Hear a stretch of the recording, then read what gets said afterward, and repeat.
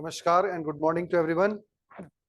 पुनः स्वागत है आप सभी लोगों का एक बार भारत के भूगोल की श्रृंखला में। हम लोग भारतीय भूगोल का खंड 3, जिसके अंतर्गत हम भारत का अपवाह तंत्र अध्ययन कर रहे हैं। आप सभी को पता है जो टॉपिक हमारा चल रहा है भारत का अपवाह तंत्र।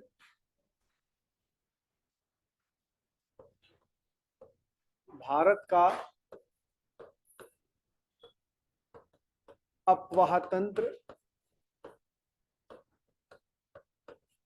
जिसके अंतर्गत हम भारत में प्रवाहित होने वाली प्रमुख नदियों का अध्ययन कर रहे हैं।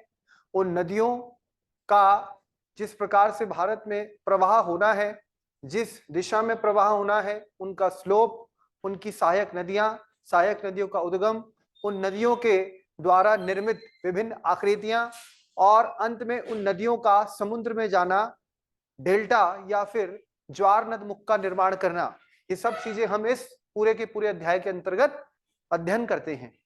तो इस श्रृंखला में हम लोगों ने अभी तक ये देखा था कि अपवाह क्या होता है, अपवाह तंत्र क्या होता है, और भारत में जो नदियों का अध्ययन किया जाएगा वो किस प्रकार से किया जाएगा। अगर मैं एक बहुत छोटा सा और बहुत क्विक मैप बनाऊं तो आप ये समझिए कि भारत में आपको कौन कौन सी नदियों के संबंध में जानकारी होना आवश्यक है। अगर एक बहुत क्विक मैप में बनाने का प्रयास करूं तो मैं कोशिश करता हूं जो आपको समझ में आए कि ये कौन सा क्षेत्र है जो हमें भारत के संदर्भ में पता होना चाहिए जहां पर इन नदियों का प्रवाह होता है।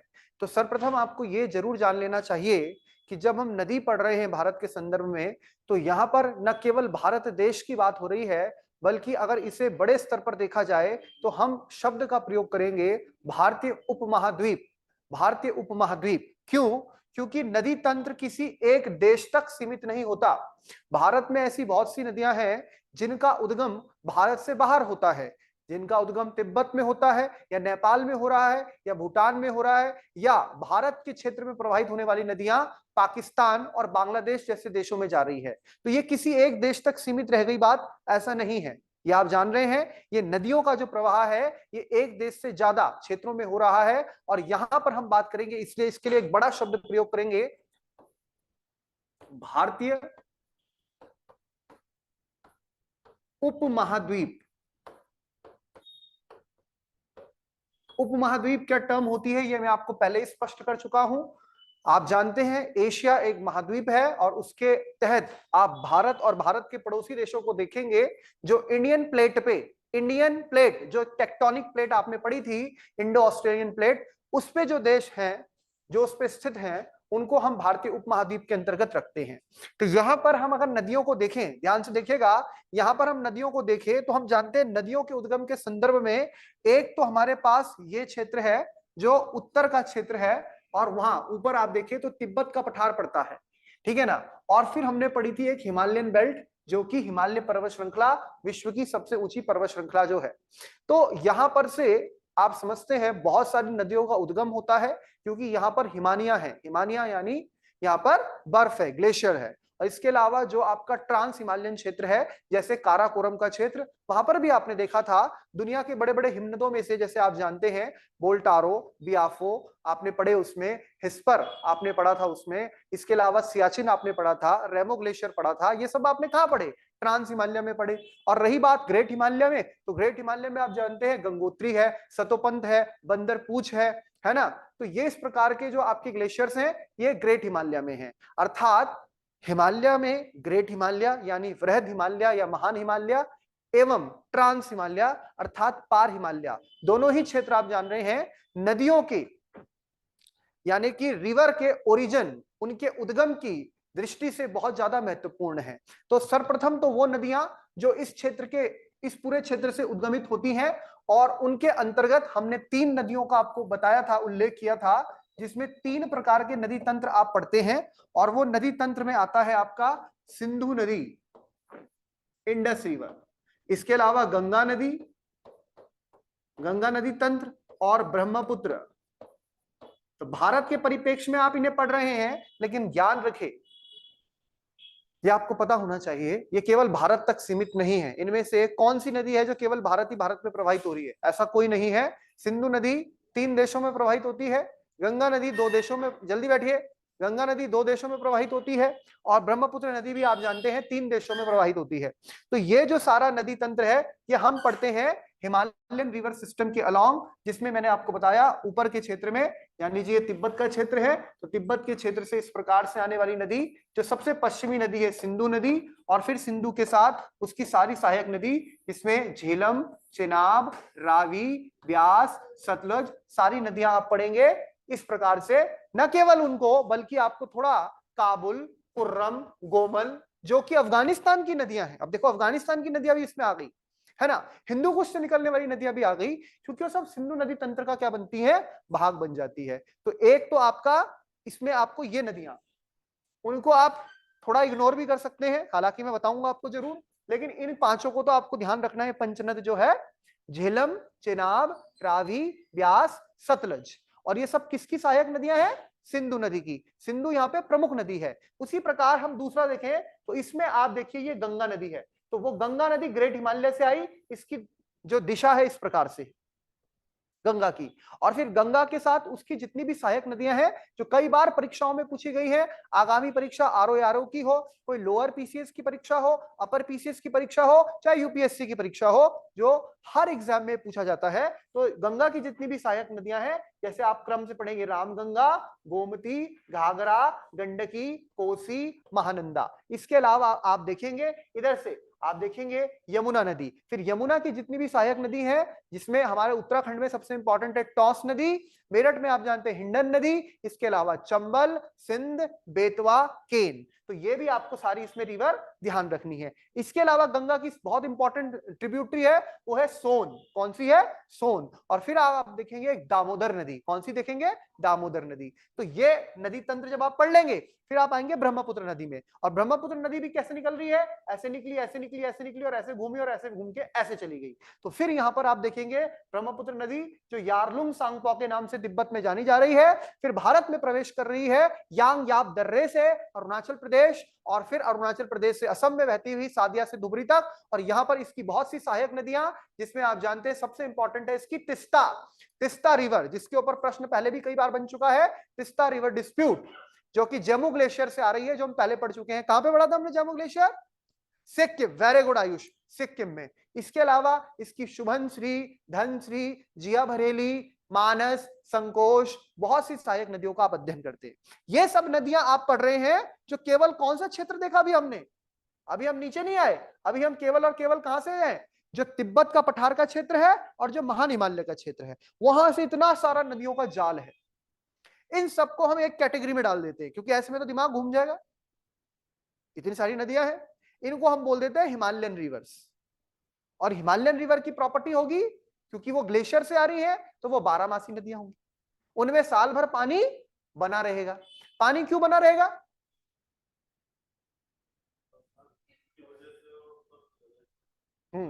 तो बरसात तो एक पर्टिकुलर पीरियड में होगी, लेकिन इनमें साल भर पानी इसलिए रह रहा है क्योंकि ये ग्लेशियर मेल्ट होने के कारण आ रही, हिमनद से आ रही है, और बरसात के समय तो डबल पानी हो गया, यानी जो पानी नेचुरली आ रहा है और अब बरसात में और पानी हो गया, तो ऐसी स्थिति में क्या उत्पन्न हो जाती है, बाढ़ उत्पन्न हो जाती है। क्या उत्पन्न होती है, बाढ़। और गंगा नदी तंत्र में आप देखेंगे, इसमें न केवल हिमालयन नदियों का रोल है, यूपीएससी ने स्टेटमेंट बना के दिया, इसमें प्रायद्वीपीय नदियों का भी रोल है, जैसे चंबल है, सिंध है, बेतवा है, केन है, कोई हिमालयन नदियां नहीं है, लेकिन इनका जो फ्लो है, इनका जो डिस्चार्ज है, वो किसमें है, वो यमुना नदी में है। और यमुना नदी किसकी सहायक है, गंगा नदी की सहायक नदी है। यानी कुछ प्रायद्वीप की नदियां भी, जैसे हम अगर उत्तर की नदियां देखें, जैसे रामगंगा, जैसे घाघरा, जैसे कोसी, ये तो सब हिमालयन रिवर हैं, ये तो ऊपर से मिल ही रही है गंगा में, लेकिन प्रायद्वीप की नदियां भी गंगा से मिल रही हैं, जिसमें आपने कौन सी देखी, प्रायद्वीप की इंपॉर्टेंट नदी कौन सी देखी, जैसे चंबल, जैसे सिंध, जैसे बेतवा, ये भी तो गंगा में जा रही है इनडायरेक्टली, पहले ये यमुना में जाएंगी और यमुना से गंगा में जाएंगी, तो वो पूरा एक तंत्र बना। इसके अलावा नीचे की नदियां भी आपको ध्यान रखनी है, जिनमें आपने 4 तो पहले आपको कई बार बता दी मैंने। यहां पर भी इंपॉर्टेंट रिवर है, जैसे आप देखते हैं इधर से 4 आपने मैंने पहले पढ़ा रखी है। एक तो लूनी नदी आपको ध्यान रखनी है कच्छ के रण में, इधर एक बनास नदी आपको BANAS नदी ध्यान रखनी है, इसके अलावा साबरमती, माही, नर्मदा, तापी, ये सारी नदियां आपको ध्यान रखनी है। इधर महानदी, गोदावरी, कृष्णा, कावेरी, ये नदी आपको ध्यान रखनी है। इसके अलावा इधर पेरियार नदी, ये भी आपको ध्यान रखनी है। और इधर गोवा में इंपॉर्टेंट नदियां हैं, इनका सबका पैटर्न देखिए कितना भयंकर बन रखा है। यहाँ पे हमने देखा लूनी, साबरमती, माही, नर्मदा, तापी, ठीक है। इधर गोवा में मांडवी, जुआरी, कर्नाटक में आए शरावती, केरल में आए पेरियार, इधर एक नदी और है पेन्नार। इतनी नदियों को हमें अध्ययन करना है। तो सबसे पहली तो बात है इन्हें याद रखना पड़ेगा, इंपॉर्टेंट। इधर से नीचे की ऊपर कर दी, ऊपर की नीचे कर दी, दाएं की बाएं कर दी, बाएं की दाएं कर दी, और फिर इनका पैटर्न। तो कल मैंने आपको इनका पैटर्न बताया था, याद है? आयुष, कौन कौन से पैटर्न पढ़े थे? वृक्षाकार, वृक्षाकार पैटर्न क्या होता है आयुष? उसमें उदाहरण दीजिए मुझे आप। गंगा और क्या? जैसे मान लीजिए गंगा फ्लो कर रही है, तो गंगा की एक सहायक नदी आई, दूसरी सहायक नदी आई, इसकी सहायक नदी आई, इसकी सहायक नदी आई, इसकी सहायक नदी आई, इसकी सहायक नदी आई, ये एक सहायक नदी आई, इसमें कोई सहायक नदी आ गई, इसमें कोई सहायक नदी आ गई। मेन रिवर कौन सी है? ये जो चल रही है व्हाइट वाली। तो ये कैसा बन गया? ये वृक्ष जैसा नहीं बन गया? जैसे पेड़ होता है हमारा, उसकी ब्रांचेस होती है ना, शाखाएं, फिर एक शाखा ऐसे चल गई, इसीलिए इसको क्या बोल दिया हमने? वृक्षाकार। क्या बोल दिया था इसको हमने? वृक्षाकार। जैसे हिमालय की अधिकांश नदियां कैसी हैं? वृक्षाकार। गंगा नदी तंत्र कैसे में आता है? वृक्षाकार नदी तंत्र में। नेक्स्ट, गेस यू, रेडियल नदी का पैटर्न। आर्य बोला था इसको हमने हिंदी में, आर्य बोला था, यही था ना? आर्य याद हो गया? आर्य, वैसे मुझे इंग्लिश में याद है रेडियल। रेडियल में बताइए क्या होता है बच्चा?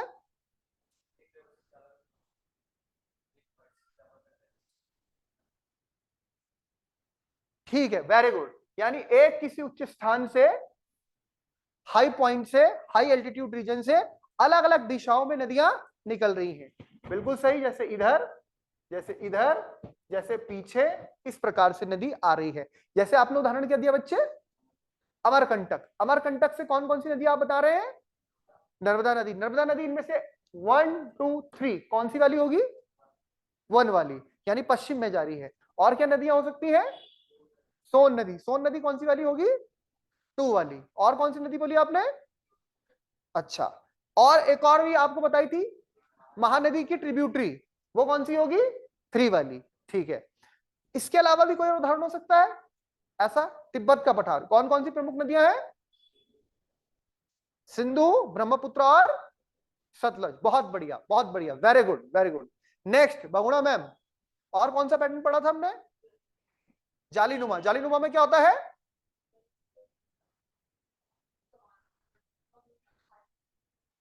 अंग्रेजी में इसको क्या बोलते हैं?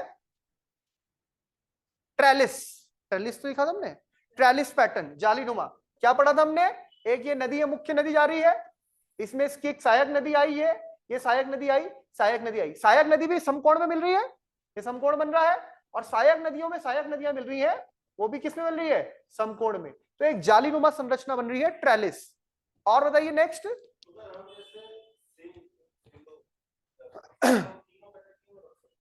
हाँ, कुछ कुछ नदियां ऐसी हो सकती है जो तीनों में आएगी। अभी सिंधु को आप एंटीसीडेंट भी रखेंगे, पूर्ववर्ती नदियों में भी रखेंगे। कोई एक नदी, गंगा नदी भी 2 2 तो 3 3 पैटर्न में आएगी। वृक्षाकार भी है। और इवन आप ये देखिए कि अगर गंगा को आप इस तरह से देखें फ्लो कर रही है, तो गंगा में हिमालय की जो नदियां आ रही हैं, जैसे रामगंगा, घाघरा, गंडकी, तो ये सब नदियां भी तो पैरेलल हैं आपस में, ऊपर हिमालय वाले क्षेत्र से। भाई गंगा के ऊपर ही तो, मतलब यूपी और बिहार के ऊपर तो नेपाल का क्षेत्र है, और नेपाल पश्चिम से पूर्व ऐसे फैला हुआ है, तो ऊपर से नदियां आ रही है। तो एक नदी एक से ज्यादा पैटर्न में भी हो सकती है। नेक्स्ट, कौन सा पढ़ा था बच्चे हमने? अच्छा, सेंट्रीपिटल वाला। सेंट्रीपिटल, सेंट्रीपिटल में बताओ क्या होता है?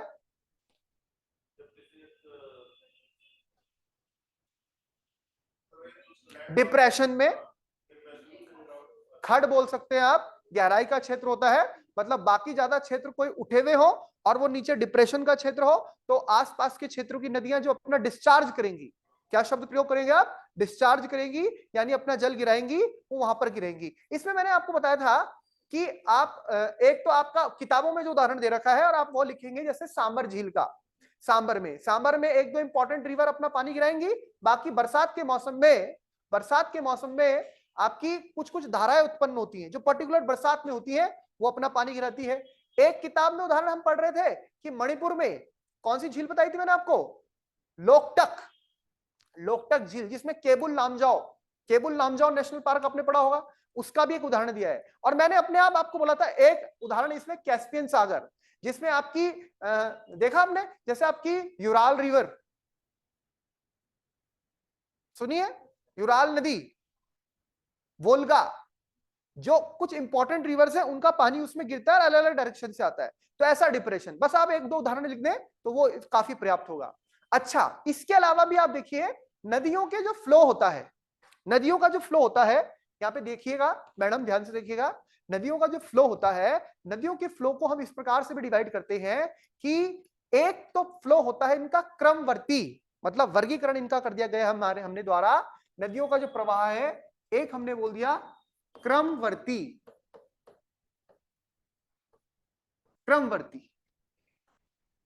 क्रमवर्ती का मतलब हो गया सीक्वेंट।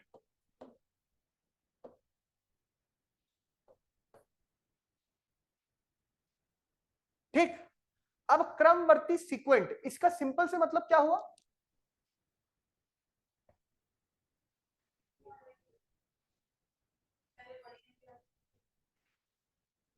ऐसा हुआ ऑनलाइन, अरे बच्चा भाई इधर भी बता दिया करो कौन आ रहा है।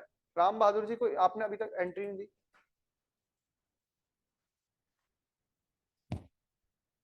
आज इतने बच्चे ऑनलाइन हैं। राम बहादुर जी आपका स्वागत है। हाँ भाई बताइए क्या है सीक्वेंट गुड का मॉर्निंग मतलब सर। क्या होगा? Good morning. गुड मॉर्निंग, नमस्कार, राम राम, स्वागत है आपका। हम पढ़ रहे हैं बच्चे नदी तंत्र, और नदी तंत्र के अंतर्गत हम अलग अलग पैटर्न पढ़ रहे थे। अब हम बात कर रहे हैं नदियों का जो अपवाह है, इसको एक और प्रकार से हम डिवाइड करते हैं। अभी मैं केवल सीक्वेंट और आपको इन सीक्वेंट बता देता हूं ताकि कंफ्यूजन ना हो। कहां गया हो ये सीक्वेंट वाला? सीक्वेंट, अरे सीक्वेंट शब्द आया कहां से? अंग्रेजी के सीक्वेंस से, क्रमवर्ती। यानी नदी एक प्रॉपर जो प्राइमरी धारा है एक क्रम में चल रही है, यानी जो कि स्लोप है, स्लोप ग्रेडियंट, ढाल है जिस तरफ, जैसे ये पर्वत है और किसी नदी का उद्गम यहां से हुआ, तो पर्वत की ढाल इस प्रकार से है, तो नदी कैसे बहेगी? इस प्रकार ही तो बहेगी कि पर्वत की ढाल है तो नदी ऐसे गई ऐसे गई ऐसे गई। अब इतनी एकदम स्लोप नहीं, वो नहीं होता उसका, लेकिन आप देखिए इस प्रकार से आगे चली गई, तो ये हो गई आपकी कैसी, समझ रहे हो? अब इसका उल्टा इनसीक्वेंट कैसी होती है? जो ढाल के विपरीत। अब आप खुद सोचिए, नदी, पानी जो होता है हमेशा किस दिशा में बहता है? जिस दिशा में, मतलब जिस तरफ उसका ढाल है, पानी किस तरफ बहेगा? जहां ढाल है, जहां स्लोप है। और सारी नदियां के अगर हम कमरे में भी एक पानी डालें, अगर मैं एक बाल्टी पानी डाल दूं इस कमरे में, तो जिस तरफ इस कमरे की ढाल दी होगी तो उस तरफ, या बाथरूम में हम देखते हैं कि जहां पे हम नहा रहे हैं, तो नहाने के बाद वो सारा पानी जो है ढाल के अलॉन्ग, हमारा जो वो होता है जाली जहां सिंक होता है, उस प्रकार वहां पर वो है पानी जाता है। लेकिन सीक्वेंट रिवर तो सिंपल सी हो गई कि ढाल के अनुरूप चल रही है, लेकिन एक कैटेगरी होती है इनसीक्वेंट, जो क्रमवर्ती नहीं है, अनुक्रमवर्ती है, उसका विलोम है, उसका उल्टा है। यानी क्या कुछ ऐसी नदियां भी होती हैं कि जो अनुक्रमवर्ती होती हैं, या जो क्रम के अनुसार नहीं चलती, या फिर ऐसा बोल दो जो ढाल के अनुरूप नहीं चलती, ढाल के विपरीत चलती है।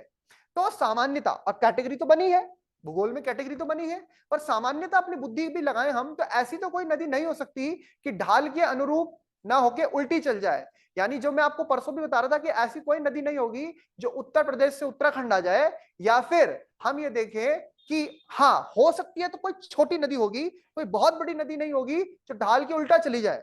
हो सकता है किसी एक पर्टिकुलर क्षेत्र में ढाल उस पर्टिकुलर रीजन का किस तरफ हो, उस तरफ हो, किस तरफ, अपोजिट डायरेक्शन में। जैसे गंगा की जो सहायक नदियां है, ये पूरा जो क्षेत्र है गंगा वाला, इसका ढाल कहां है? पूर्वी तरफ है। तो पूर्वी तरफ है, गंगा पूरब की तरफ जाती है। हालांकि चंबल सिंध बेतवा के वो उत्तर से होके पूरब में जा रही है, उस तरफ ढाल ऐसे है, फिर वो यमुना से मिली और यमुना का ढाल फिर पूरब की तरफ है तो वो गंगा से मिली। तो कुछ छोटी नदी हो सकती है लेकिन कोई बहुत बड़ी नदी ऐसी देखने में नहीं मिलती जो कि ढाल के अनुरूप ना बह के उल्टा बहे। तो फिर हम जो पढ़ते हैं एक इस प्रकार की रिवर, इसको हम बोलते हैं एंटीसीडेंट रिवर, वो कौन सी नदियां होती है? तो जरा आप खुद सोचिए, हमारे पास कुछ नदियां हैं इसका उदाहरण जो कि ऐसे बह रही हैं। हम जानते हैं जो हमारा हिमालय है, ये हिमालय आज जहां पर है हमेशा से तो वहां पे नहीं था, और आज हिमालय जो है ये ट्रांस हिमालय से भी ज्यादा ऊंचा है। और हम ये देखते हैं जो तिब्बत के पठार का ये कगार था, ये कगार, कगार समझते हैं ना, इसका ये लास्ट बिंदु जो इसका एक किनारा है, यहां पर से पहले के समय पर नदियां बहती थी। कौन सी नदियां बहती थी? जैसे नदियां, ये पहले की नदियां हैं हिमालय के बनने से पहले। इधर था टैथिस सागर,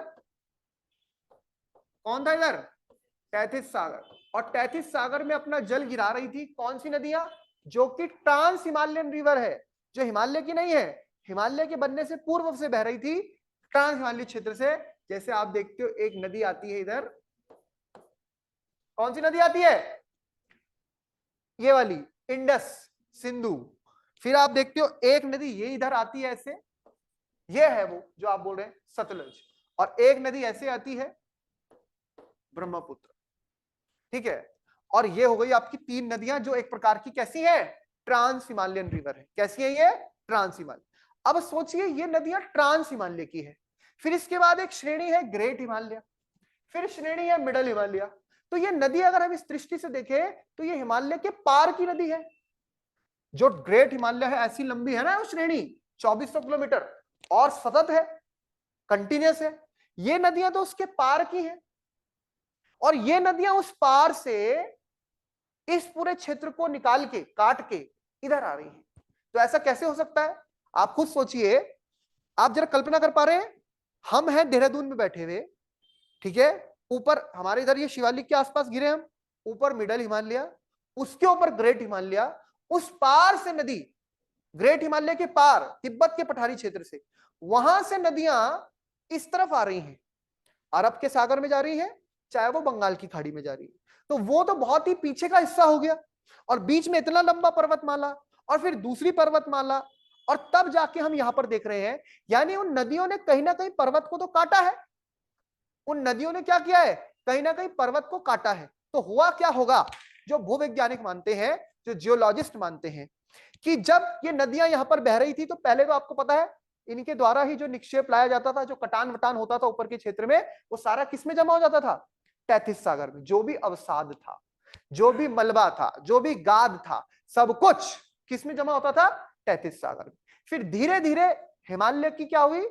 बनावट बनना शुरू हुआ। तो हिमालय एक दिन में नहीं बना, 2 दिन में नहीं बना, जब तक कि हिमालय धीरे धीरे इसकी तुलना में, ये कगार है, कगार समझ रहे हो? जैसे ये पूरा हिस्सा है, ये पूरा हिस्सा, तो ये एक कगार है तिब्बतन प्लेट्यू का, और नदी अपना पानी ऐसे ऐसे गिरा रही है। तो एक कगार मतलब जैसे बाउंड्री होती है लास्ट की। अब हिमालय ये है, धीरे धीरे बनना शुरू हो रहा है, अवसाद में वलन पड़ रहा है। ये इन बच्चों को ऐसे दिख रहा होगा, ये है कगार किसका? तिब्बत के पठार का। अब हिमालय बनना शुरू हुआ, जब तक कि नीचे है तो क्या ही दिक्कत हो रही है? पानी गिर रहा है, पानी गिर रहा है। जैसे जैसे हिमालय बनना शुरू हो रहा है, तो अब धीरे धीरे धीरे देखो, ये वाला हिस्सा, आज आप जानते हैं ट्रांस हिमालय से ज्यादा ऊंचा कौन सा है? ग्रेट हिमालय का क्षेत्र। तो ये हिस्सा धीरे धीरे क्या हो रहा है? इसकी तुलना में क्या होता जा रहा है? ऊपर हो रहा है। पर ऐसा नहीं है कि एक ही दिन में, अभी तक बिल्कुल ऐसा नीचे था और एकदम ऐसे ऊपर आ गया, ऐसा तो नहीं है। तो इस दौरान क्या हुआ? जैसे जैसे वो कगार से नदियां निकल रही थी, तो उन्होंने क्या किया? जैसे ये मान लेते हैं हम, ये है ट्रांस हिमालय, ठीक है, ये वाली रेंज आ रही है इसकी, जो कगार है, और यहां से नदी आ रही है। अब यहां से धीरे धीरे क्या हुआ है? हिमालय बनना शुरू हो रहा है, हिमालय बनना शुरू हो रहा है, हिमालय बनना शुरू हो रहा है, ऊपर उठ रहा है, ऊपर उठ रहा है हिस्सा। तो ये नदियां एक दिन में तो नहीं बन रहा है हिमालय, तो ये नदियां क्या कर रही है? इसको धीरे धीरे बीच से क्या करती गई? काटती गई। एक ही दिन में तो नहीं हुआ ये नदियां इसको बीच से इतने इतने क्षेत्र को क्या करती गई? काटती गई। यानी अपनी घाटी जो है वो बनाती चली गई। एक दिन में नहीं हुआ, धीरे पानी निकल रहा है, थोड़ा थोड़ा हिमालय बन रहा है, पानी निकल रहा है, वो अपनी घाटी को और गहरा करती जा रही है, और गहरा करती जा रही है, और गहरा करती जा रही है। इसके हमारे पास उदाहरण भी है, जैसे गॉर्ज बनाती है, गॉर्ज बनाती है, बुंजी गॉर्ज बहुत फेमस गॉर्ज है इंडस रिवर का, आपने सुना होगा। इधर ये ब्रह्मपुत्र नदी, ये बहुत इंपॉर्टेंट गॉर्ज बनाती है, जो आपका कहां पड़ता है, नामचा बारवा के पास। ये समझ रहे हैं आप? तो ये क्या कर रही है, ये अपनी घाटी ये क्या करती जा रही है, ऐसे इस पूरे क्षेत्र को काटती जा रही है, और अपनी V shape valley, V shape valley समझते हैं ना, ऐसी वी शेप वैली, वहां से पानी निकल रहा है, पानी निकल रहा है, पानी निकल रहा है, ये अपनी वैली बनाती गई। और इस प्रकार से इन्होंने क्या कर दिया, ट्रांस हिमालय के क्षेत्र में से और इस प्लेन्स पे आने के लिए इन ग्रेट हिमालय को बीच से क्या कर दिया है, काट दिया है। किस रूप में, घाटी बनाती गई। तो वो घाटी बनाती गई, जैसे जैसे ये ऊपर वलन बनता जा रहा था, ऊपर उठता जा रहा था, ये उसको काटती जा रही थी, काटती जा रही थी, काटती जा रही थी। पहाड़ ऊपर बढ़ता जा रहा है, बढ़ता जा रहा है, बढ़ता जा रहा है, बढ़ता जा रहा है, बढ़ता जा रहा है, बढ़ता जा रहा है, लेकिन इनके पास वो रास्ता बन रखा है जिससे ये अपना पानी निकालती जा रही है, निकालती जा रही है, निकालती जा रही है। और इस प्रकार की वी शेप घाटी से आज भी ये क्या हो रही है, प्रवाह कर रही है। और इन नदियों में उदाहरण किसका है, आपसे परीक्षा में पूछा जाता है कौन सी ऐसी रिवर्स हैं जो इनसिक्वेंट है, तो कौन सी रिवर है वो, भाई ये तो तिब्बत की क्षेत्र की नदियां है ना, तो इनको तो चीन में ही चले जाना चाहिए था। ये उल्टा भारतीय, ये भारतीय उपमहाद्वीप, गंगा का तो आपको समझ में आ रहा है, हालांकि गंगा ने भी काटा है। गंगा ने किसको काटा, गंगा ने मिडल रेंज को काटा। अब गंगा सबसे पहले तिब्बत का क्षेत्र है, ट्रांस हिमालय, फिर है ग्रेट हिमालय, ग्रेट हिमालय से गंगा वगैरह ओरिजिनेट हुई, तो फिर उसके बाद में मिडल हिमालय बना होगा। तो मिडल हिमालय में अपना रास्ता बना लिया होगा गंगा ने। फिर मिडल हिमालय के बाद क्या है, शिवालिक। लेकिन पर्टिकुलरली जब आपसे पूछा जाए परीक्षा बनाने वाले का क्या उद्देश्य होता है, वो कौन सी रिवर जानना चाहता है, एंटीसीडेंट में, एनडीए में भी पूछता है, तो ध्यान रखना है इसमें तीन इंपॉर्टेंट रिवर है। कौन सी है, सिंधु, सतलज, सिंधु सतलज, और आपकी हो गई यारलुंग सांगपो, या आप बोलिए ब्रह्मपुत्र। इसके अलावा एक और इंपॉर्टेंट रिवर है कोसी नदी। कोसी नदी भी कहां से आती है भाई आयुष, कोसी नदी किस राज्य का स्रोत कहलाती है, बिहार का, बिहार का। हाँ बिहार का। और क्यों, आपको पता है कोसी नदी अपना रास्ता चेंज करने के लिए जानी जाती है, क्यों करती है अपना रास्ता चेंज,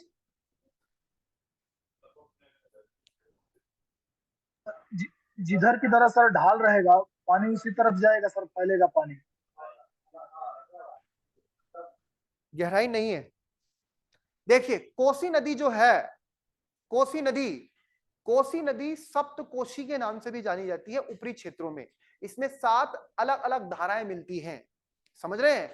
तो ये कोसी नदी भी तीन देशों में प्रवाहित होती है, तिब्बत यानी चीन, वहां से आती है ओरिजिनली, फिर नेपाल को पार करती है, और नेपाल के क्षेत्र में बरसात के मौसम में, अब आपको पता है नेपाल ऊपर के क्षेत्र में, ढाल नीचे है, नेपाल का ढाल नीचे है भारत की तरफ, बिहार राज्य में भयंकर कटान करती है नदी। क्या कर रही है, भयंकर कटान, जैसे कभी ये नदियां करती थी, और काट काट के आज गहरे गॉर्ज का इन्होंने निर्माण किया है। ये नदी भयंकर कटान कर रही है, और कटान करती है तो उसके साथ क्या आता है, बहुत बड़े स्तर पर अवसाद है, गाद है, मलबा है। अब ये गाद, मलबा, सिल्ट, रेसिड्यू, ये जगह जगह क्या होता है, नदी के रास्ते में डिपॉजिट होता है। डिपॉजिट होता है तो पानी तो निकलेगा कहीं से भी, पानी क्या करेगा, हम इस रास्ते में जा रहे हैं, यहाँ अवसाद गाद भरता जा रहा है, भरता जा रहा है, पानी फिर ऐसे मुड़ जाएगा, पानी इधर से मुड़ गया तो इधर वाला क्षेत्र तो बच गया, यहाँ पे रुक गया, लेकिन पानी आगे निकल गया। तो कई बार आपने देखा होगा बिहार में लोग अपना मकान इधर बनाते हैं, 2-3 साल बाद पता लगा वहां नदी का पता ही नहीं आपको, नदी किस तरफ मुड़ जाए, नदी ऐसे आ रही थी और नदी ऐसे मुड़ गई। ऐसे आपने नदी की डायरेक्शन भी देखी, मेंडर्स पढ़ते हैं, एक मेंडर्स, नदी ऐसे घूमती,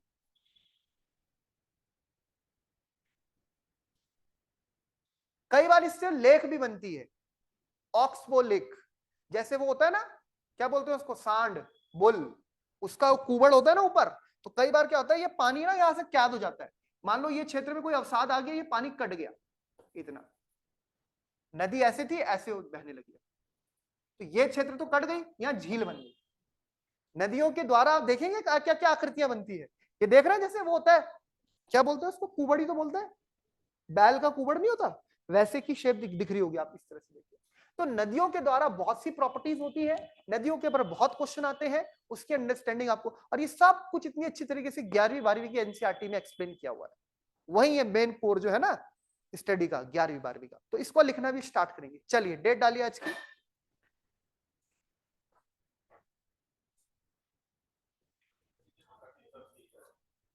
आपने देखी सर कोसी रिवर?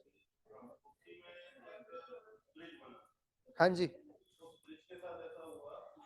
सर निचोंग तूफान का क्या असर है सर अपने उत्तराखंड में? उत्तराखंड कुछ में असर अभी है सर उधर? यहाँ तो कुछ खास दिख नहीं रहा है, पर उधर बहुत तगड़ी बारिश हो रही है तमिलनाडु साइड ना। नहीं हाँ, सर, यहाँ यहाँ यहाँ तो धूप ज्यादा खिल तो गई है। आधा छत्तीसगढ़ तक बहुत प्रभावित है। हाँ, उधर काफी अलर्ट कर रखा है रीजन में। हाँ 24 घंटा होगा सर पानी बरस कंटिन्यू। जी, हाँ बोलिए सर। एक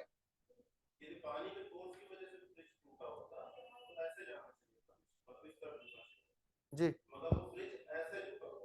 अच्छा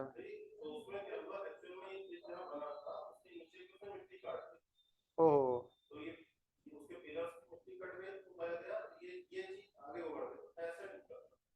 अच्छा अच्छा।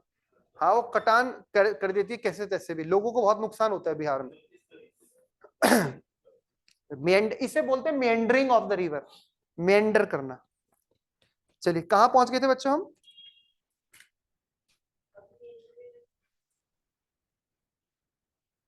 अभी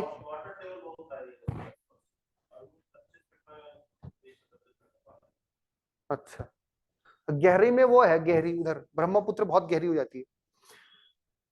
चलिए अब आ, आपने ये क्या क्या लिख दिया था? आपने कौन कौन से लिख दिए थे? जालीनुमा लिख दिया।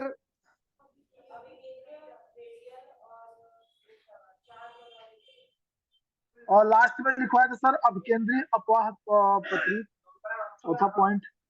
हाँ चलिए इसके बाद लिखिए समांतर अफवाह प्रतिरूप, पैरेलल ड्रेनेज पैटर्न। चार पांच है तो बहुत सारे, 10 12, 5 6 लिखने इंपॉर्टेंट बस जो इनसे प्रश्न बनते हैं। समांतर, अब बेवजह के बना रखे ना उन्होंने, ये बनाने वाले भी तो इतने बना देते हैं कि कुछ पैटर्न देखा उन्होंने अपने हिसाब से बना दिए। देखिए समांतर, और ये बात भी सर सही कह रहे हैं कि वो ओवरलैप भी कर रही है कुछ चीजें में, कुछ एक नदी तंत्र में दो दो तीन तीन पैरेलल एक ही पैटर्न में, उसमें आपको दो तीन तीन पैटर्न भी देखने को मिल रहे हैं। देखने को मिल रहे हैं नहीं मिल रहे? अगला लिखिए पैरेलल ड्रेनेज पैटर्न, हिंदी में लिखिए समांतर। पैरेलल का मतलब होता है समांतर अपवाह प्रतिरूप।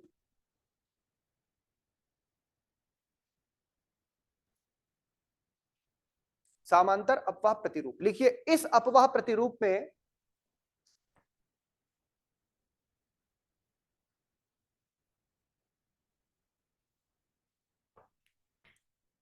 इस अपवाह प्रतिरूप में नदियां लगभग एक दूसरे के समांतर बहती हैं। नदियां लगभग एक दूसरे के समांतर बहती हैं। पर आगे लिखना पश्चिमी घाट से निकलकर, पश्चिमी घाट से निकलकर अरब सागर में मिलने वाली नदियां, पश्चिमी घाट से निकलकर अरब सागर में निकलने वाली नदियां इसका उदाहरण है। मिलने वाली नदियां इसका उदाहरण है।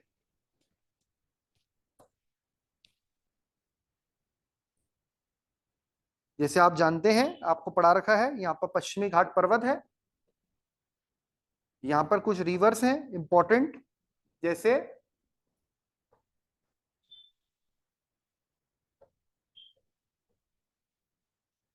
जैसे मांडवी रिवर हो गई, जुआरी रिवर हो गई, शरावती रिवर हो गई, पेरियार रिवर हो गई। ये सब आप देख रहे हैं कहां जा रही है? पश्चिमी घाट। इसके पीछे कारण क्या है? क्योंकि आप देख रहे हैं लगभग लगभग इस पूरे रीजन में एक जैसा स्लोप है, इस पूरे रीजन में एक जैसा चट्टान देखने को मिल रहेगा आपको।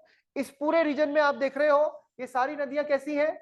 जो कि मॉनसून का वाटर एक जैसा रिसीव करती हैं, क्योंकि आपको पता है ये विंडवर्ड साइड है, मतलब जो मॉनसून आता है साउथ वेस्ट, उसका विंडवर्ड साइड है, समझ रहे हैं ना, वो लीवर्ड साइड है। तो यहां पर ये देख रहे हो पूरा कगारी क्षेत्र, तो ये देखो ना ये एक दूसरे के पैरेलल दिख रही है, ये ये पैरेलल मतलब समांतर। तो इस सारी, तो इसको आप बना लीजिए यहाँ पर इसके नीचे, और इधर लिख देगा जैसे जैसे आपकी हो गई मांडवी, मांडवी, और इनको आपको मिल भी जाएगी किताबों में, मांडवी, जुआरी, शरावती, और आपकी एक नदी है यहाँ पेरियार। मैं आपको बता दूं, मांडवी जुआरी आपको गोवा में दिख जाएगी, शरावती आपको कर्नाटक में दिख जाएगी, पेरियार आपको केरल में दिख जाएगी। ठीक है, ये पश्चिमी हिस्सा हो गया। पश्चिमी घाट से ही निकल रही है और पीछे गिर जा रही है अरब सागर में। सर क्या बोल रहे हो बेटा, आपकी आवाज कट गई, दोबारा बोलिए। सर शरावती नदी कहाँ पर, इसका एरिया का दिखाएंगे? कर्नाटक, कर्नाटक, गोवा, कर्नाटका, केरला, लिख देना उनके आगे। ठीक है, इधर कोई बच्चा आएगा नया ऑनलाइन तो मुझे बता दीजिएगा।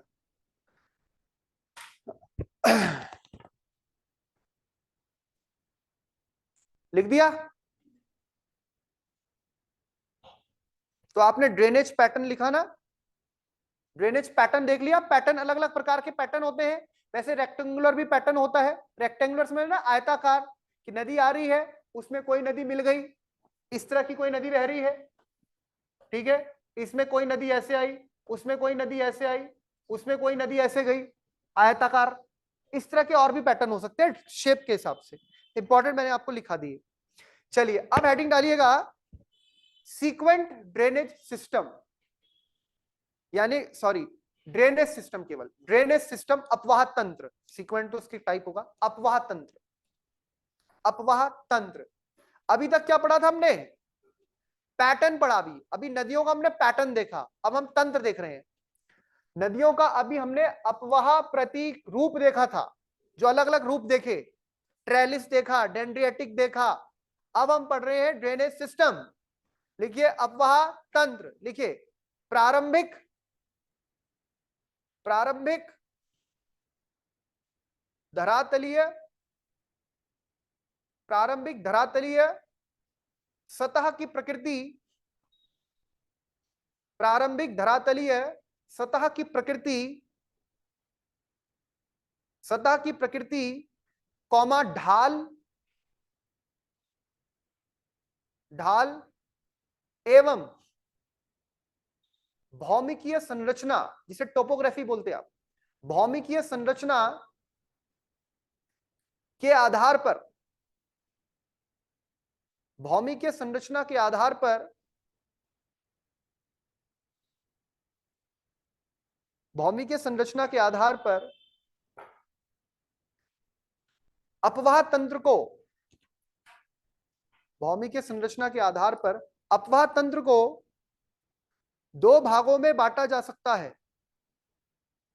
भौमिकीय संरचना के आधार पर अपवाह तंत्र को दो भागों में बांटा जा सकता है। अपवाह तंत्र को दो भागों में बांटा जा सकता है।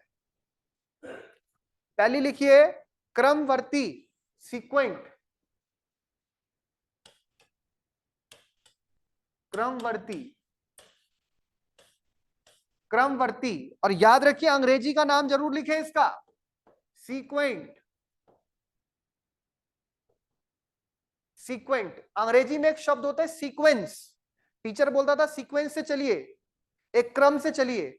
जैसे वाइवा होता था ना बचपन में, ओरल के लिए बुलाते थे तो एक सीक्वेंस में आइए, या प्रेयर के लिए जाते थे सीक्वेंस में जाइए। सीक्वेंस का मतलब है क्रमवर्ती, ठीक। तो ये इंग्लिश और हिंदी दोनों नाम। और दूसरा हो गया अक्रमवर्ती, जो क्रम में नहीं चलेगी, इसको बोलते हैं इनसीक्वेंट। एक हो गया सीक्वेंट और दूसरा कौन सा हो गया? इनसीक्वेंट। तो एक लिखिए क्रमवर्ती, दूसरा लिखिए अक्रमवर्ती, सीक्वेंट और इनसीक्वेंट। अब लिखिए सबसे पहले क्रमवर्ती।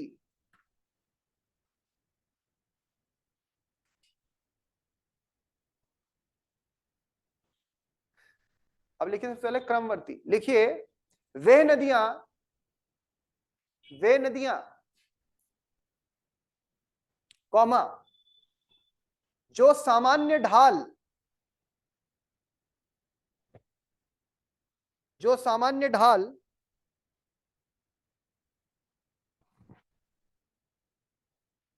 की दिशा में बहती हैं,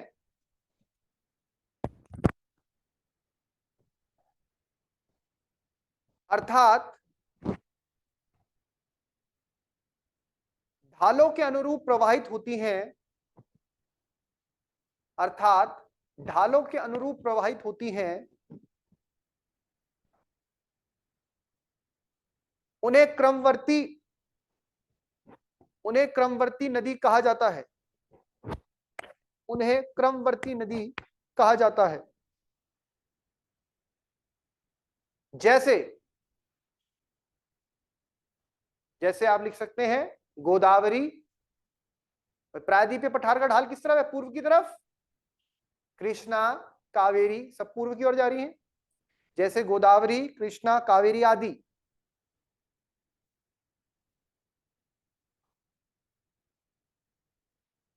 दूसरा लिखिए आक्रमवर्ती, आक्रमवर्ती इनसिक्वेंट,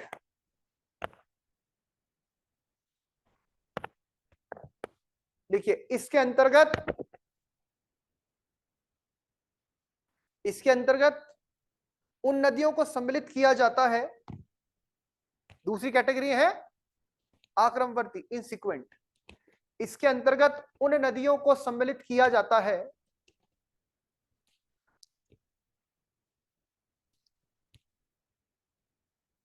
जो प्रादेशिक ढाल का अनुसरण नहीं करती हैं, जो प्रादेशिक ढाल का अनुसरण नहीं करती हैं, तथा तथा भौमिकीय संरचना के, तथा भौमिकीय संरचना के, तथा भौमिकीय संरचना के प्रतिकूल, तथा भौमिकीय संरचना के प्रतिकूल। अच्छा, हिंदी में ये शब्द आप पढ़ते हैं, एक होता है अनुकूल और एक होता है प्रतिकूल। क्या मतलब होता है? अपोजिट होते हैं ना। अनुकूल मतलब फेवरेबल, अनुसार, प्रतिकूल मतलब उसके विपरीत, नेगेटिव सेंस में, अगेंस्ट। तो यह भौमिकीय संरचना के प्रतिकूल प्रवाह करती है, प्रतिकूल प्रवाह करती है, जबकि वो कैसे करती है? अनुकूल प्रवाह करती है। कूल में बड़े ऊ की मात्रा आएगी, प्रतिकूल प्रवाह करती है। जैसे उदाहरण लिखिए, जैसे पूर्ववर्ती नदियां, पूर्ववर्ती नदियां जिनको हमने अभी बताया था आपको एंटीसीडेंट भी बोलते हैं, एंटीसीडेंट रिवर। जैसे पूर्ववर्ती नदियां, एंटीसीडेंट रिवर। अब हेडिंग डालिए स्टार पॉइंट बना के, पूर्ववर्ती नदियां, एंटीसीडेंट रिवर, पूर्ववर्ती नदियां, एंटीसीडेंट रिवर्स।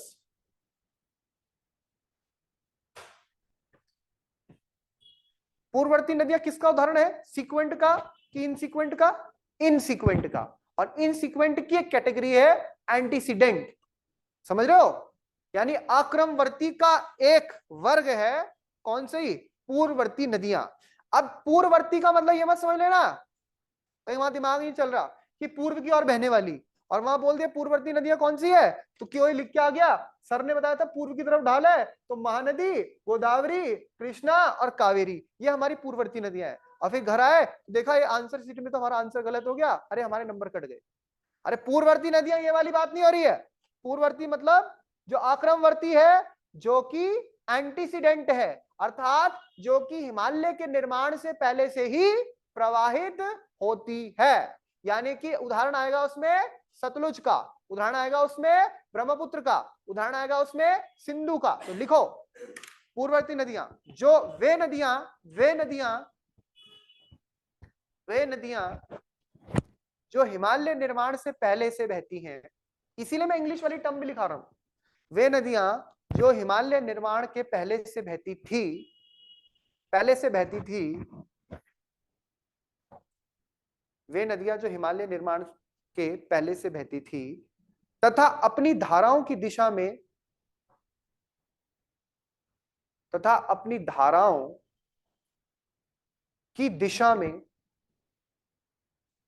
उत्खित स्थलों। सर एक बार रिपीट कर देंगे सर, ये नदियां जो पहले से। मैं दोबारा बोल देता हूं राम बहादुर जी, आप निश्चिंत रहिए। वे नदियां जो हिमालय निर्माण के पहले से बहती थी तथा अपनी धाराओं की दिशा में उत्खित स्थलों। उत्खित कैसे लिखेंगे? ऊ आ जाता, उत्खित स्थलों जैसे पर्वतों को काटकर गॉर्ज समझते क्या होती है? गहरी घाटी। गॉर्ज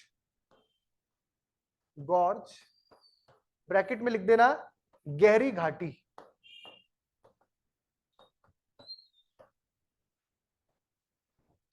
अथवा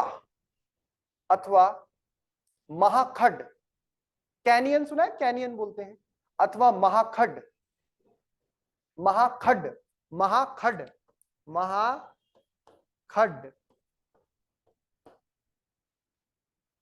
खड्ड कर दिया, खड्ड, महाखड्ड, ड है, महाखड्ड। खड्डा नहीं बोलते जिसे खड्डा, महाखड्ड का निर्माण कर प्रवाहित होती है। महाखड्ड का निर्माण कर प्रवाहित होती हैं। पूर्ववर्ती नदियां कहलाती हैं।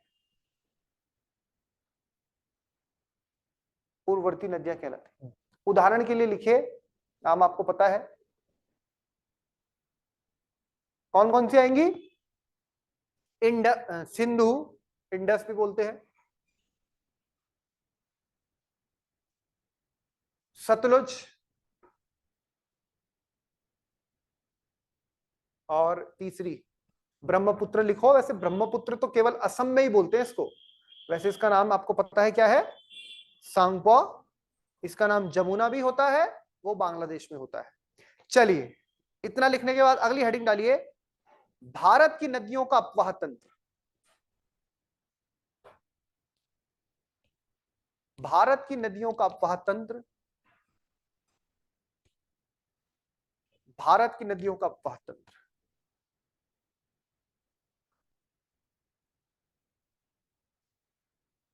इसमें लिखना, भौगोलिक आकृतियों के आधार पर भारत की नदियों को भौगोलिक आकृतियों के आधार पर भारत की नदियों के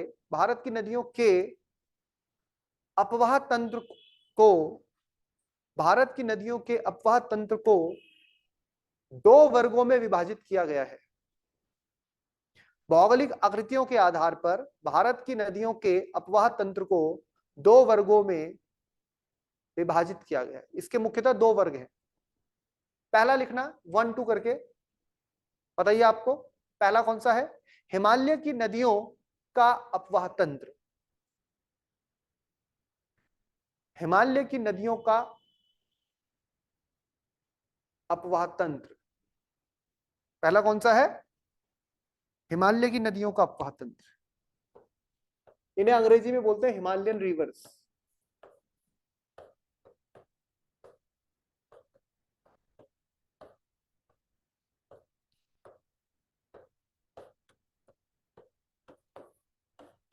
लिखना, इसके 3 उपवर्ग हैं।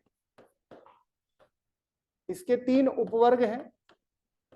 3 उपवर्ग आपको पता है? सिंधु नदी तंत्र,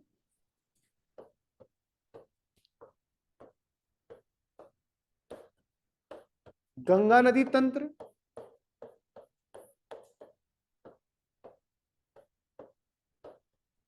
और ब्रह्मपुत्र नदी तंत्र।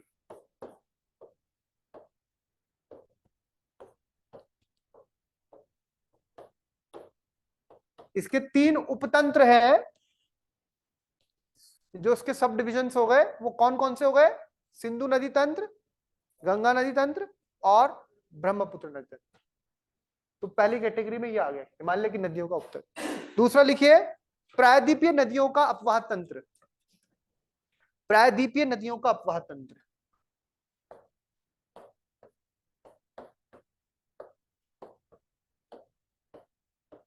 प्रायद्वीपीय मतलब पेनिनसुलर इंडिया की नदियों का अपवाह तंत्र।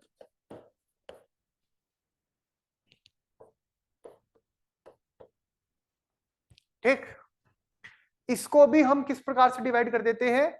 इसको भी हम डिवाइड कर देते हैं 3 भागों में। मुख्यतः तो 2 भाग में डिवाइड होती है ये, और एक तीसरा भाग मैं खुद जब पढ़ाता हूं तो तीसरा भाग भी बताता हूं। एक तो इसमें हो गया पश्चिम की ओर प्रवाहित होने वाली, अध्ययन के लिए करते हैं इसे डिवाइड, पश्चिम की ओर प्रवाहित होने वाली, पश्चिम की ओर प्रवाहित होने वाली,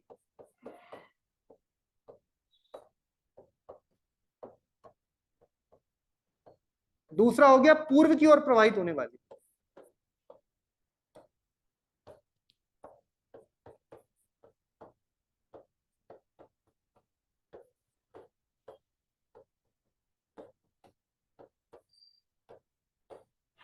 तो पश्चिम की ओर प्रवाहित होने वाली में हम उदाहरण लिख सकते हैं जैसे नर्मदा, तापी, शरावती, पेरियार। पूर्व में महानदी, गोदावरी, कृष्णा, कावेरी। और एक और कैटेगरी है उत्तर पूर्व। ऐसे उत्तर पूर्व में जैसे चंबल, सिंध, बेतवा, केन, सोन। इसमें भी लिख देते हैं 2-3, जैसे सिंध, सिंध, अच्छा सिंध अलग है, सिंधु अलग है, ठीक है। सिंध, बेतवा और सोन, इस तरह से उत्तर पूर्व। ये यमुना और गंगा में मिलेंगी।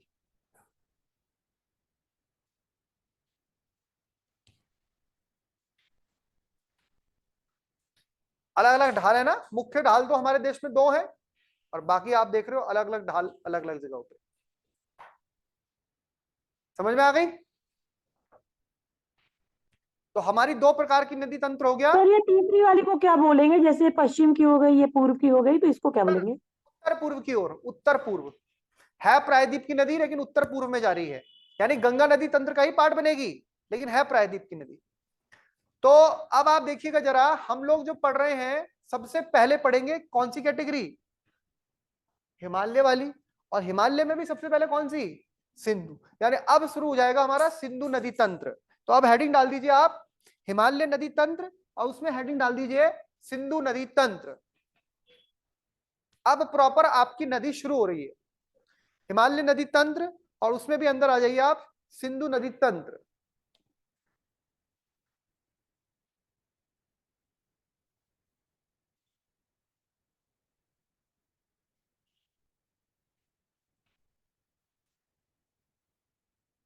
सिंधु नदी तंत्र। अब जरा ध्यान से देखेंगे सिंधु नदी, क्योंकि ये हमारे इतिहास से जुड़ी हुई नदी है, क्योंकि ये हमारे इतिहास के साथ साथ हमारी आज की जो भौगोलिक परिस्थिति है उसमें भी आप देखें तो जो एक नया देश बना पाकिस्तान, उसकी जीवन रेखा के रूप में जानी जाती है। और भारत और पाकिस्तान के बीच में इस नदी का बंटवारा भी हो रखा है, जो कि लगातार चर्चाओं में रहता है। 1960 का सिंधु नदी जल समझौता। और यह नदी एक ऐसी नदी है जिस नदी के कारण ही हमें अपने देश का नाम भी मिला है और हमारी पहचान भी इससे जुड़ी हुई है। यही वह नदी है जिस नदी के कारण हमारा एक प्रांत बना, प्रांत का नाम हुआ करता था सिंध। आज वो पाकिस्तान में चला गया भले ही, फिर भी आज के समय भी वो हमारे राष्ट्रगान में उसका नाम बड़े गर्व के साथ लिया जाता है, जब बोलते हैं पंजाब सिंध गुजरात मराठा। तो सिंध अर्थात वह प्रांत जहां सिंधु नदी बहती थी। इसी के किनारे पर एक बहुत बहुत महत्वपूर्ण शहर है,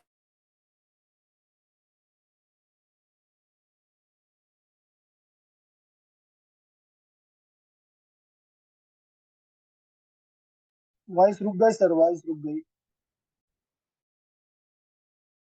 सर आवाज नहीं आ रही।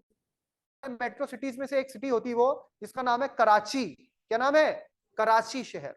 ठीक है, तो जरा ध्यान से देखेंगे। और लाहौर भी इतना इंपॉर्टेंट, जितना दिल्ली है ना, दिल्ली दिल्ली जैसा ही रुतबा और दिल्ली से बड़ा ही उसका रुतबा था एक टाइम पे लाहौर का, वो पाकिस्तान में चला गया। जरा देखेंगे ध्यान से। हम पढ़ रहे हैं कौन सा? Sindhu, Indus, Indus river, Indus, इसको बोलते हैं सिंधु। सबसे पहले तो ध्यान रखेंगे, सिंधु नदी जो है ये लगभग 2900 किलोमीटर लंबी और 2880 एग्जैक्टली, और कुछ अस्पष्ट डेटाओं में 3000 किलोमीटर से भी लंबी नदी बताई जाती है। लेकिन आपको सारे डेटा याद नहीं रखने, आपको लगभग इतना ध्यान रखना है, 2900 किलोमीटर लंबी नदी है सिंधु नदी। दूसरी बात, सिंधु नदी जो है ये 3 देशों में प्रवाहित होती है, जिसमें आएगा तिब्बत जो कि चीन का पार्ट है बच्चों, तो मैं चीन भी लिख सकता हूं, भारत और पाकिस्तान। कहां पर? तिब्बत, भारत और पाकिस्तान। सिंधु नदी क्योंकि एक ट्रांस हिमालयन रिवर है, सिंधु नदी का उद्गम ट्रांस हिमालय क्षेत्र से होता है। तो आप समझ रहे हैं ये एक कैसी रिवर हो गई? ये एक ऐसी रिवर हो गई जिसका नाम अलग होगा तिब्बतीय क्षेत्र में, और इसे वहां पर कहा जाता है सिंगी खंबान। क्या बोला जाता है? सिंगी खंबान, मतलब शेर जैसी गर्जना करने वाली। सिंगी खंबान किस नाम से जाना जाता है? सिंगी खंबान। कौन सी नदी पढ़ रहे हैं हम? सिंधु नदी। सिंधु नदी के बारे में आपको ये पता होना चाहिए, सिंधु नदी 3 देशों में तो प्रवाहित होती है, लेकिन इन 3 देशों में भी आप देखिए, भारत में ये जो नदी है ये 2 पर्वत के मध्य, जिसके ऊपर कई बार प्रश्न बने हैं, 2 श्रेणियों, पर्वत श्रेणियों के मध्य प्रवाहित होती है। और वो पर्वत श्रेणियां कौन सी हैं आप जानते हैं? वो पर्वत श्रेणी है लद्दाख और जास्कर। किसमें प्रवाहित होती है? लद्दाख और जास्कर। तो ये जो रिवर है लद्दाख व जास्कर, इन 2, ये ट्रांस हिमालय के हैं, लद्दाख और जास्कर के मध्य प्रवाहित होती है, अर्थात ये रिवर कैसी है? ट्रांस हिमालय। आज के समय बात करें तो भारत में ये केवल और केवल हमारे लद्दाख संघ शासित प्रदेश में प्रवाहित होती है। कौन से संघ शासित प्रदेश में? लद्दाख। और याद रहे, भारत में कौन सा इंपॉर्टेंट शहर इस नदी के किनारे है? लद्दाख की राजधानी लेह। लेह, लेह सिटी जो है ये इस नदी के दाएं तट पर स्थित है, बहुत ही इंपॉर्टेंट है, लद्दाख की राजधानी लेह, याद रखेंगे। तो दोबारा सुनिए, सिंधु नदी, सिंधु नदी, सिंधु नदी एक कैसी रिवर है? ट्रांस हिमालयन रिवर है, और ये कैसी है? जो कि तिब्बत से होते हुए भारत और भारत से होते हुए पाकिस्तान जाती है। इस नदी की लंबाई लगभग 2900 किलोमीटर, कुछ कुछ किताबों में 3000 किलोमीटर से थोड़ी बड़ी, और एग्जैक्ट डेटा में 2880 किलोमीटर।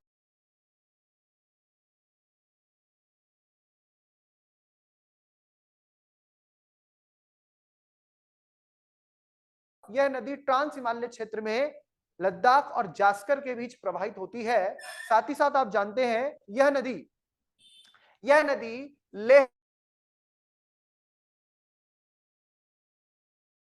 बसा हुआ है। सभी नदियों के क्रम में यह नदी सबसे पश्चिमी नदी है, पूरे भारतीय उपमहाद्वीप में ये पश्चिमी नदी के रूप में जानी जाती है। यानी हमारा जो पूरा रिवर सिस्टम हम पढ़ते हैं, जो मेन भारत था, उसमें ये सबसे वेस्टर्न रिवर है। वेस्टर्न मतलब इधर से सबसे पश्चिमी नदी। इसके बाद की जो रिवर है वो अफगानिस्तान वगैरह की है, और अफगानिस्तान को कई बार सेंट्रल एशिया में भी मान लिया जाता है। ये आपको सार्क पढ़ाते हुए बता दिया गया था। इसके साथ साथ आपको ध्यान रखना है, ये जो नदी है इसका स्थान, इसका उद्गम, अब इसका उद्गम देखेंगे हम। इसका उद्गम जो है, देखिए कैलाश जो रेंज है, कैलाश श्रेणी,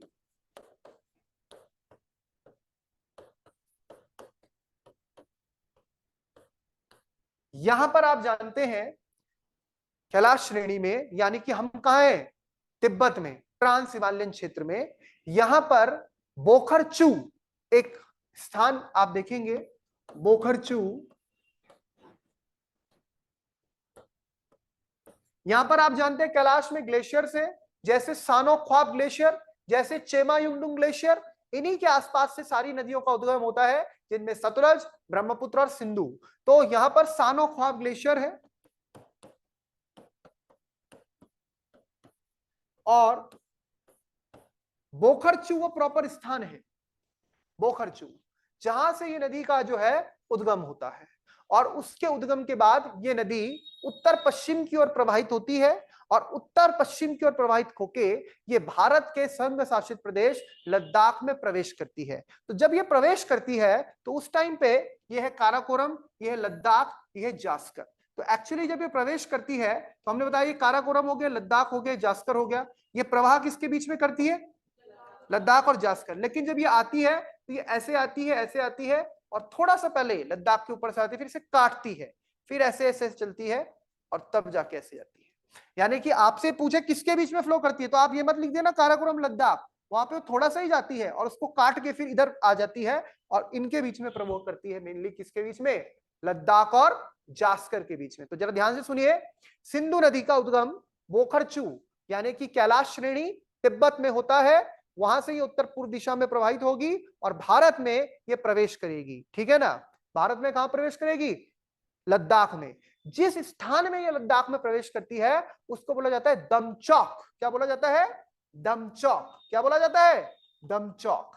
और फिर ये जो लद्दाख में आप जानते हैं राजधानी लेह है, वहां से प्रवाहित होकर आगे बढ़ती है, और ये प्रवाहित तो होती है पूरा लद्दाख में, इसके आगे चली जाती है पाकिस्तान के पीओके, जो हमारा पार्ट है पीओके, वहां पर। और पाकिस्तान में जब ये आउट होती है, नीचे की तरफ आती है, भारत से आउट हो रही है, टेरिटरी तो हमारी है, वो पाकिस्तान के कब्जे में है। तो जब ये बाहर निकलती है उस क्षेत्र को, जहां से नीचे की तरफ जाती है पाकिस्तान में, उसका नाम है चिल्लास। क्या नाम है, चिल्लास। तो भाई दम लगा के ये भारत में प्रवेश करती है और चिल्ला चिल्ला के अब पाकिस्तान चली जाती है, क्योंकि पाकिस्तान जो जाएगा वो चिल्लाएगा ही, है ना, ऐसा देश है वो। तो ये चिल्लास क्या है, चिल्लास नाम का स्थान। तो आपको ध्यान रखना है, दमचौक में ये भारत में प्रवेश करेगी और चिल्लास से ये बाहर चली जाएगी। कौन सी नदी पढ़ रहे हैं हम, सिंधु नदी। इसकी लंबाई कितनी है, लगभग 2900 किलोमीटर। ध्यान रहेगी बात, ये इस प्रकार से यहां पर क्या कर रही है, प्रवाहित हो रही है। इसको बोलते हैं सिंधु नदी। अब सिंधु नदी तो इंपॉर्टेंट है, इस प्रकार से प्रवेश करके पाकिस्तान चली गई। पाकिस्तान का जो पंजाब राज्य है, पहले खैबर पख्तूनवा, ऊपर का राज्य उनका खैबर पख्तूनवा, फिर उसके बाद उनका पंजाब, और फिर उनका सिंध, वहां पर पूरा फ्लो करते हुए आखिर में ये नदी पाकिस्तान में ही सिंध का जो उनका राज्य है, हमारा उधर से गुजरात, उधर से सिंध, यहां पर अरब सागर में गिर जाएगी। किसमें गिर जाएगी, अरब सागर में डेल्टा बनाते हुए गिरती है। तो सिंधु नदी का क्या बनता है, डेल्टा। पश्चिमी नदियों में आपने देखा था भारत की एस्चुरी बना रही थी, लेकिन सिंधु नदी का इतना लंबा डिस्टेंस है, सिंधु नदी ट्रांस हिमालयन रिवर है। सिंधु नदी पश्चिमी नदियों में ध्यान रखना कौन सी नदी डेल्टा बनाती है, वो है सिंधु नदी। लेकिन सिंधु नदी डेल्टा जो बनाती है वो हमारा क्षेत्र नहीं बनता, वो हमारा क्षेत्र नहीं है, वो पाकिस्तान का क्षेत्र है। हालांकि इसकी कई धाराओं में से एक धारा गुजरात के कहा जाता है, गुजरात के आसपास जो कच्छ का रण वाला क्षेत्र है वहां पर भी आ जाती है। तो आपको ध्यान रखना है, सिंधु नदी बहुत कंबाइंड एरिया है वो, हमारा गुजरात, उनका सिंध चिपका हुआ एकदम। ठीक है, तो ध्यान रखना है, यहां की इंपॉर्टेंट रिवर कौन सी हो गई, सिंधु रिवर। याद रहेगी बात सबको, ठीक है। अब आयुष इसमें एक चीज ध्यान रखनी है, सिंधु नदी कैसे बह रही है, सिंधु नदी कुछ ऐसे ऐसे बह रही है, ऐसे बह रही। अब सिंधु नदी जब ऐसे बह रही है तो सिंधु की डायरेक्शन ऐसी है ना, तिब्बत, भारत, पाकिस्तान। तो अब सिंधु की सहायक नदियां कैसे बनेंगी? अपना मुंह देखिए, जैसे नदी का मुंह है, तो नदी के मुंह के हिसाब से आपको इसकी सहायक नदी बतानी है। अब ये मेरा मुंह इस तरफ है, ये मेरा दायां हाथ है, मेरा बायां हाथ। जो नदियां ऊपर से ऐसे ऐसे आएंगी, यानी अफगानिस्तान वाली साइड से आ रही हैं कोई, ठीक है ना, वो नदियां कौन सी होंगी? दाई सहायक नदियां। कौन सी होंगी? दाई सहायक नदियां। और जो नदियां इधर से आएंगी वो होंगी बाई सहायक नदियां। क्या बोलेंगे? बाई। तो राइट वाली साइड हो गई,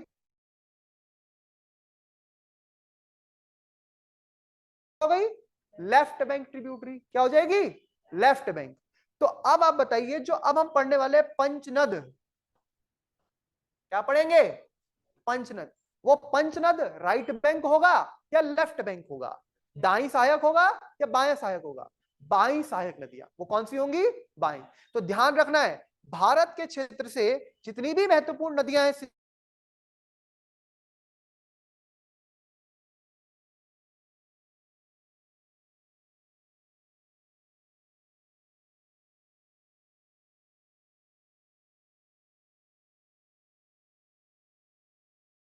है वो सब सिंधु में किस तरफ से मिलेंगी? समझ गए आप? लेफ्ट साइड से। याद रहेगी बात, ये आपको ध्यान रखना है। अब आप देखें, वो पंचनद में कौन कौन सी पंचनद आते हैं जो इंपॉर्टेंट है। पेज, इसका मतलब ये आगे बढ़ गया, पेज खत्म हो गया हमारा है। अब क्या करना पड़ेगा?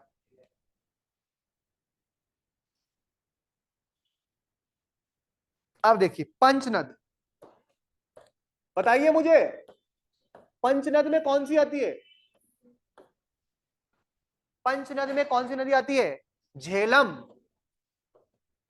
भाई सिंधु नहीं आती पंचनद में, झेलम, चिनाब, चेनाब। रावी,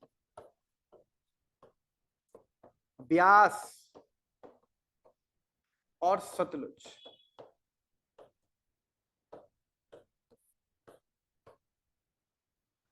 इनमें से कौन सी नदी ट्रांस हिमालयन है?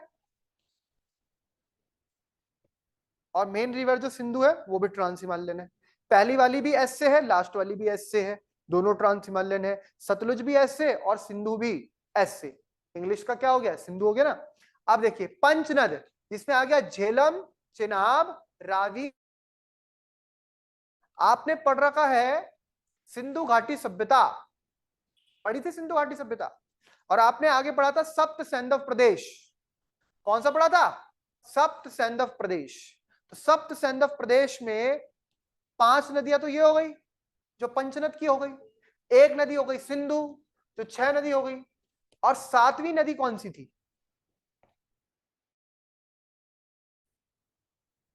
हाँ बोलिए। घाघर। Very good. तो फिर चुप क्यों हो गए आप? वो है सरस्वती नदी कहलाती थी वो, जिसे बोलते थे घग्गर, घग्गर नदी। हाकरा नदी आज के टाइम पे आप इसे जानते हैं, हाकरा नदी। ये जो शिवालिक रेंज से निकलती है लोअर हिमालय से, हिमाचल में, ये पंचकुला शहर है, पंचकुला, पंचकुला सुना है आपने? वहां बहती है ये नदी, ठीक है ना। तो वो नदी आज के टाइम पे रिवाइव हो गई है, जिसको आप जानते हैं सरस्वती नदी। बड़ी पवित्र नदी, तमा कहा गया उसको, नदी तमा। बड़ी पवित्र नदी मानी जाती थी सरस्वती। घाघरा, घग्गर नदी के नाम से वो जानी जाती है, घग्गर हाकरा नदी। कौन सी? घग्गर हाकरा, जिसका नाम पहले सरस्वती था। तो ये 5 नदी आपको ध्यान रहेंगी, झेलम, चिनाब, रावी, व्यास, सतलुज। बहुत इंपॉर्टेंट है सिंधु नदी तंत्र में। हेडिंग डालिए सिंधु नदी तंत्र, इसमें कुछ पॉइंट लिखेंगे।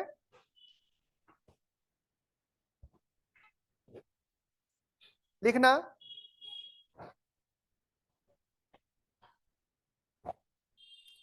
सिंधु नदी का उद्गम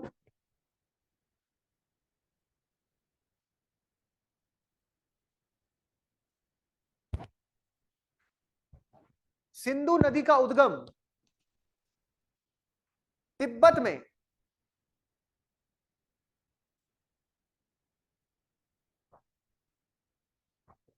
तिब्बत में कैलाश पर्वत श्रेणी,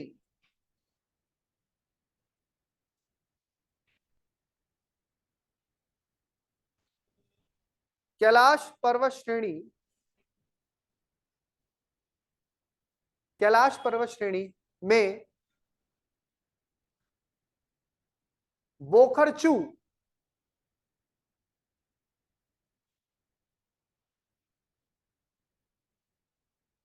बोखरचू नामक स्थान से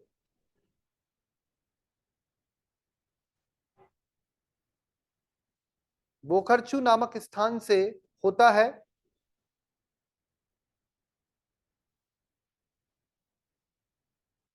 बोखरचू नामक स्थान से होता है एवं यह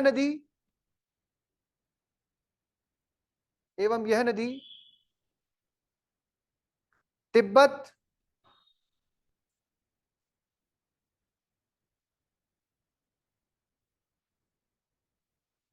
तिब्बत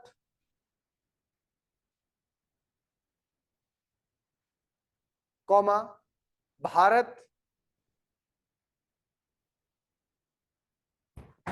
एवं पाकिस्तान,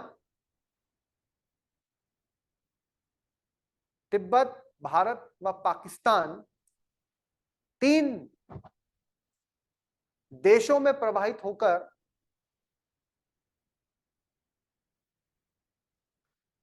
अरब सागर में अपना डेल्टा बनाती है। अरब सागर में अपना डेल्टा बनाती है।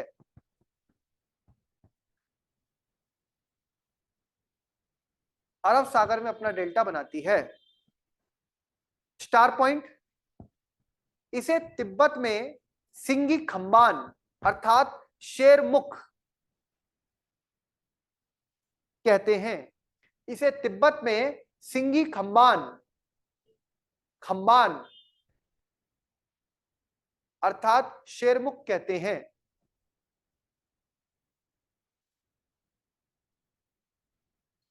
नेक्स्ट पॉइंट, इसकी कुल लंबाई,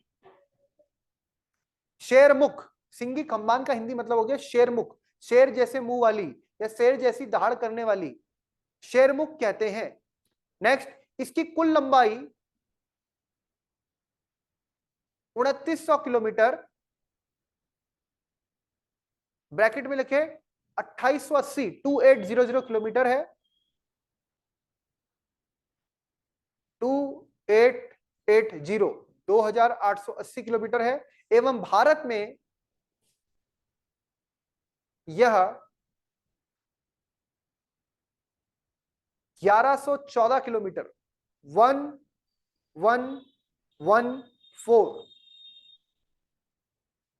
1114 किलोमीटर लंबाई में प्रवाहित होती है। भारत में इसकी लंबाई कितनी है? 1114, 1100 किलोमीटर याद रखो आप मोटा मोटा। नेक्स्ट, भारत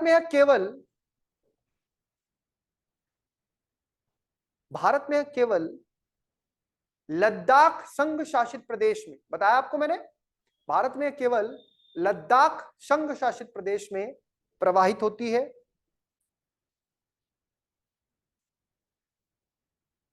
एवं लद्दाख की राजधानी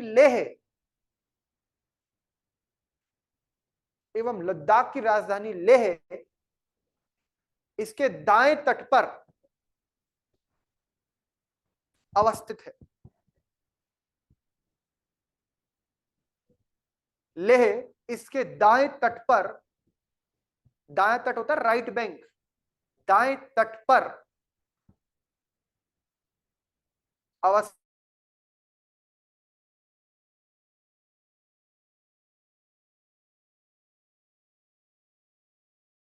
अपने उद्गम से निकलने के पश्चात, सर नेक्स्ट पॉइंट है, सर नेक्स्ट पॉइंट है। तो सर इसके उद्गम के पहले भी कुछ बोला था क्योंकि आपकी आवाज रुकी थी। दाएं तट पे अवस्थित है, इसके बाद आप क्या बोल रहे हैं? बस इतना ही लिखा था ना, दाएं तट पर अवस्थित है, लद्दाख की राजधानी लेह इसके दाएं तट पर अवस्थित है। इसके बाद लिखिए, अपने उद्गम से निकलने के पश्चात, अपने उद्गम से निकलने के पश्चात यह लद्दाख एवं जास्कर श्रेणियों के मध्य, ये बहुत बार पूछा जाता है, सिंधु नदी किन पर्वत श्रेणियों के मध्य बहती है, याद रखना है, याद कर लेना आज ही सारा। अपने उद्गम से निकलने के पश्चात यह लद्दाख व जास्कर श्रेणियों के बीच, लद्दाख व जास्कर श्रेणियों के बीच से उत्तर पश्चिम दिशा में प्रवाहित होती हुई, उत्तर पश्चिम दिशा से प्रवाहित होती हुई आगे बढ़ती है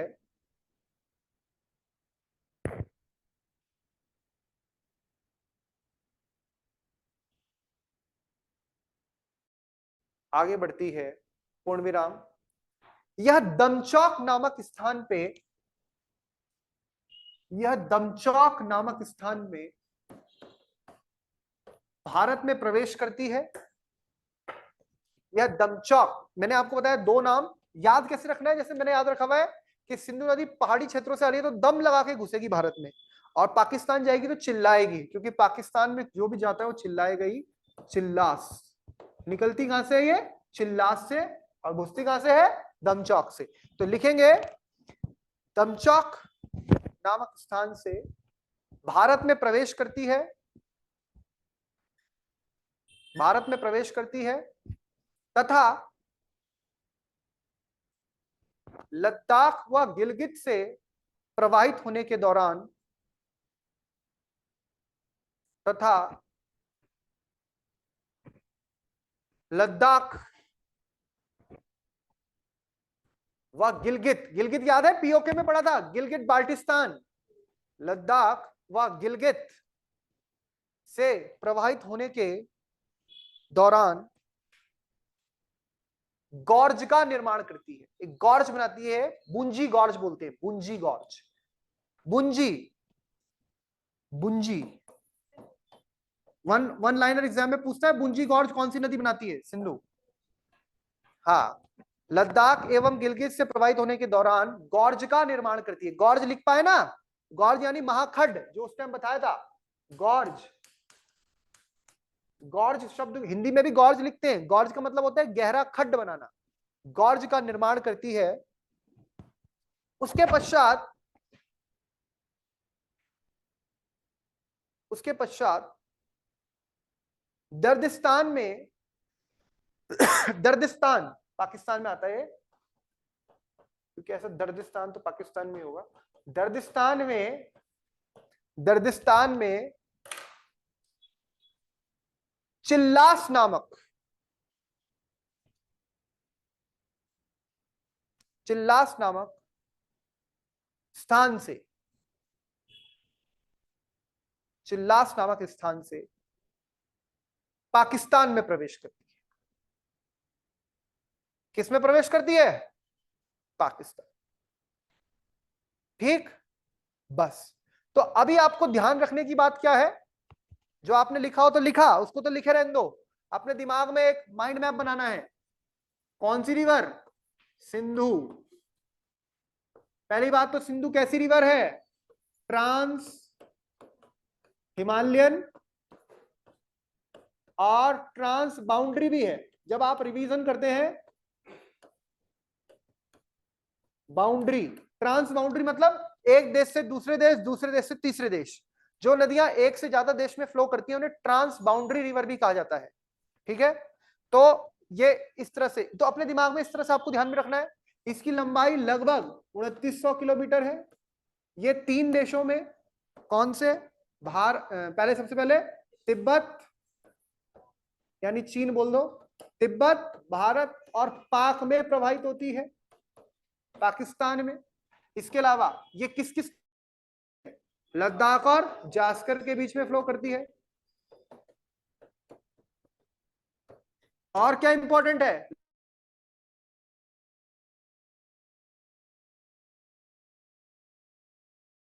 क्या है, ये भारत में प्रवेश करती है कहां से, दमचौक से, और कहां निकलती है, चिल्लास में।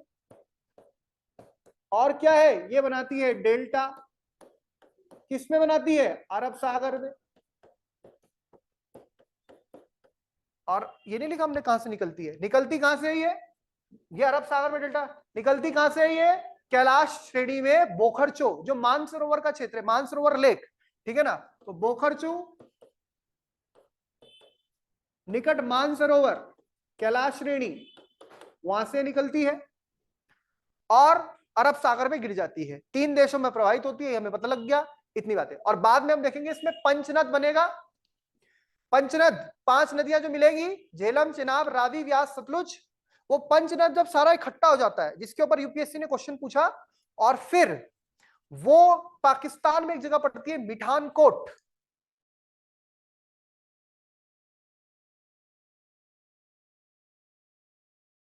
पाकिस्तान में मिल जाती है। कौन सी नदी? सिंधु नदी में मिल जाती है। सारी नदियों को ज्वाइंट रूप में बोलते हैं पंचनद। जैसे पंचामृत होता है ना, सत्यनारायण भगवान की कथा में पंचामृत बनता है, तो पंचामृत देते हुए हम ये थोड़ा बोलते हैं कि ये दही है, ये दूध है, ये शक्कर है, ये घी है, ये शहद है, ऐसा ना बोलते हैं, उसे बोलते हैं पंचामृत। तो जब सारा पानी आपस में जुड़ जाएगा, यानी झेलम, चेनाब, रावी, व्यास, सतलुज का ज्वाइंट पानी, सबका इकट्ठा पानी, उसको बोलते हैं पंचनद। क्या बोलते हैं? पंचनद। तो कल हम यही देखेंगे। पहले सारी नदियां एक एक करके सब में एक में मिलती जाएंगी। 2 इंपॉर्टेंट बड़ी नदियां वहां पे, चेनाब और सतलुज, बड़ी है ना। फिर वो सारा पानी एक साथ इकट्ठा होगा, और सारा पानी इकट्ठा होगा, इकट्ठा पानी एक साथ चलेगा, और बाद में सीधा किस में मिल जाएगा? सिंधु में। तो वो सारा इकट्ठा पानी कहलाता है पंचनद। और जिस स्थान पे वो सिंधु से मिलता है उसे बोलते हैं मीठनकोट। क्या बोलते हैं? मीठनकोट, मिठानकोट या मीठनकोट। जैसे हमारे यहाँ है पठानकोट, पाकिस्तान में है मिठानकोट। ठीक है, चलिए फिर आज का आपका ये कोड भी कंप्लीट हुआ। मिलेंगे आपसे कल सिंधु नदी तंत्र के अगले अध्याय में। तब तक के लिए आप सभी लोगों को नमस्कार, जय हिंद, जय Bharat, Vande Mataram, God bless you all.